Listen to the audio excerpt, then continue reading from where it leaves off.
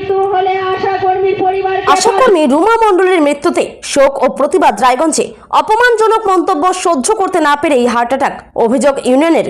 এই বিষয়ে জানা যায়, আশাকর্মী রুমা মণ্ডলের অকাল মৃত্যুর প্রতিবাদে মঙ্গলবার বেলা 2টা নাগাদ রায়গঞ্জ ভিডিও অফিস প্রাঙ্গণে শোক দিবস পালন ও শান্তিপূর্ণ বিক্ষোভ কর্মসূচি পালন করল পশ্চিমবঙ্গ আশাকর্মী ইউনিয়ন। এই বিষয়ে ইউনিয়নের অভিযোগ, বাঁকুড়ার বিধায়িকা চন্দনা বাউরি আশাকর্মী রুমা মণ্ডলকে নিয়ে অপমানজনক মন্তব্য করেন। সেই মানসিক যন্ত্রণা সহ্য করতে না পেরে হঠাৎ হার্ট অ্যাটাকে মৃত্যু হয় তার। এই প্রসঙ্গে পশ্চিমবঙ্গ আশাকর্মী ইউনিয়নের জেলা সম্পাদিকা তথা রাজ্য সদস্য মিনতি সরকার বলেন, বিভিন্ন জায়গায় আশাকর্মীদের নিয়ে সোশ্যাল মিডিয়ায় কটাক্ষ করা হচ্ছে। বাঁকুড়ার বিধায়িকার মন্তব্যের পরেই রুমা দেবীর এই পরিণতি। ভবিষ্যতে যাতে এমন ঘটনার পুনরাবৃত্তি না হয় সেজন্য অপমানকারীর বিরুদ্ধে আইনি ব্যবস্থার দাবি জানান তিনি। আজকের এই কর্মসূচিতে জেলার বিভিন্ন ব্লক থেকে আশাকর্মীরা অংশ নেন। মৃত আশাকর্মীর প্রতি শ্রদ্ধা জানিয়ে 1 মিনিট নীরবতা পালন করা হয়। এই প্রসঙ্গে জেলা সম্পাদিকা মিনতি সরকার তিনি আরও কি জানালেন শুনে নেওয়া যাক। আমার নাম মিনতি সরকার, পশ্চিমবঙ্গ আশাকর্মী ইউনিয়ন রাজ্যের সদস্য এবং উত্তর দিনাজপুর জেলার সেক্রেটারি। আজকে আমাদের খুব একটা শোক দিবস পালন করা হচ্ছে, দুঃখজনক ঘটনা। নিশ্চয়ই আপনারা এর জন্য অবগত আছেন যে বাঁকুড়ার যে আমাদের এক আশা দিদি কালকে হার্ট অ্যাটাক করে মারা গেছেন। ওখানকার বাঁকুড়ার যে বিধায়ক চন্দনা বাউরি, সে যে এমন ভাবে একজনকে অপমান করেছে, সব দিদির মানসিকতা তো সমান না।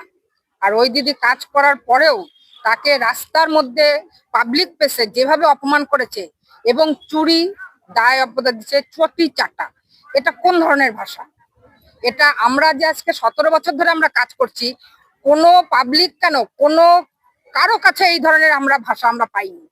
আজকে তিনি জনসাধারণেরই বিধায়ক, তাহলে ওই গ্রামের আশা, উনি তারও বিধায়ক, সেই আশা দিদিরও বিধায়ক সেই, তবে সে কি করে তাকে এত ধরো অপমান করতে পারে?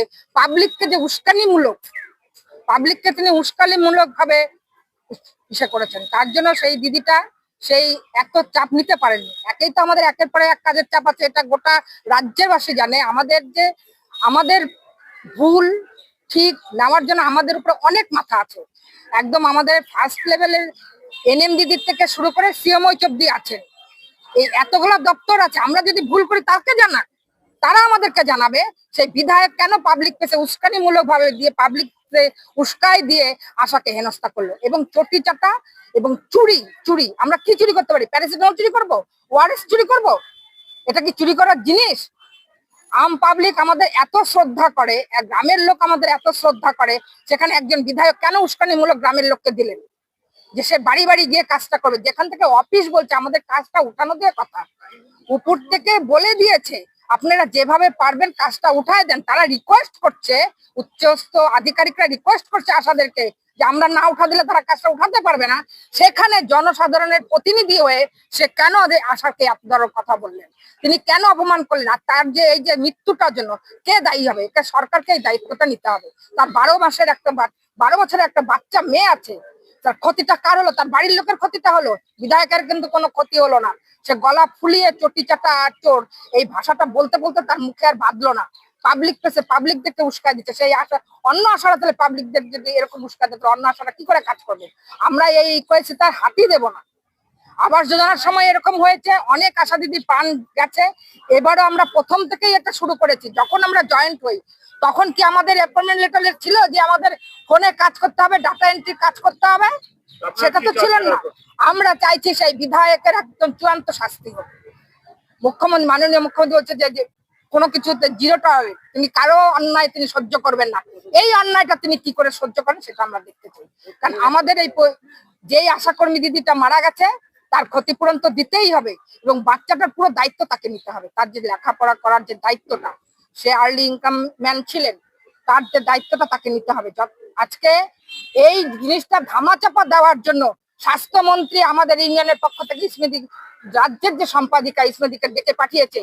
এখন তারা গেছে এবং গোটা রাজ্যে এই শোক দিবসটা পালন করা হচ্ছে, যাতে গোটা রাজ্যের মানুষ জানে যে আমরা কতটা পরিশ্রম করি এবং গ্রামের লোক আমাদেরকে কতটা মানে। তিনি কেন উস্কানিমূলক এটা বক্তব্য দিলেন আর একটা দিদির প্রাণ গেল? এইভাবে আরো যখন আরো হবে, ফেসবুকে দেখছি ফের খোলা যায় না। আশারা এখন ইনকামের একটা জড়িয়া হয়ে গেছে, ফেসবুকে, ইউটিউবে, সবকিছুতে আশা আশা আশা। বেতন তো সবার বেড়েছে, আমাদের তো বেতন নেই, আমাদের তো ভাতা।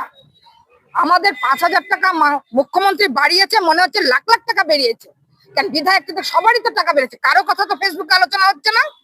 আমরা তো কারো কথা নিয়ে আলোচনা করছি না, আমরা আমাদের ন্যায় দাবি নিয়েই আমরা প্রথম থেকেই লড়ে আসছি। এই ন্যায় দাবি নিয়ে আমরা লড়ে যাব, তার জন্য মুখ্যমন্ত্রী আমাদের যা শাস্তি দিবে দেখ। আমাদের প্রাণ থেকে বেশি কিছু আর নেই, আমরা প্রাণে বাজি রেখে আমরা কাজ করে চলছি। তারপরে স্বাস্থ্যমন্ত্রী আমাদের এত প্রশংসা করে যাচ্ছে, তিনি দেখছেন মেয়েরা কিভাবে কাজ করছে। আজকে 17 বছর হয়ে গেল, কেউ এই অপবাদটা দিতে পারে নাই। সে কেন চুরির অপবাদটা আমাদেরকে দিল, এবং চটি চাটা কাকে বললো?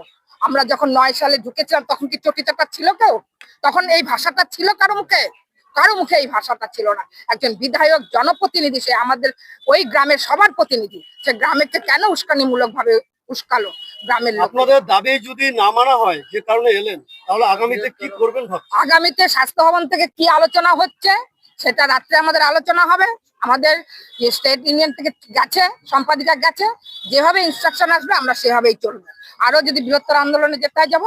এখন স্বাস্থ্যমন্ত্রী যদি মনে করে আমি মানবো না, আমি আরো এদেরকে আরো রাস্তায় ছেড়ে দেবো, ছেড়ে দেখ। গ্রামের যে গর্ভবতী গুলার যে হোম ডেলিভারিটা বন্ধ হয়েছে, সেটা কার দৌলতে বন্ধ হয়েছে? এতকাল তো বন্ধ করতে পারেনি। জবের থেকে আশারা মাঠে নেমেছে, তবের থেকে এক এক এক এক করে ধাপ ধাপ করে করে সব বন্ধ হয়েছে। শিশু মৃত্যুর হার কমিয়েছে। কখন কি ভ্যাকসিন হবে, কি হবে, মায়েরা ভুলে যায়, কিন্তু আশারা বলে না।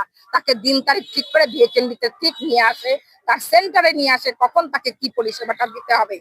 যে যেই কাজের জন্য নিযুক্ত হয়েছে তাকে দিয়ে সেই কাজটা করালেই আমার মনে হয় সঠিক হবে। মাননীয় বুঝুক এখন যে কার কাছে কোন হাতে কি কাজ দেওয়া হচ্ছে, তাকে বোঝানোর জন্য।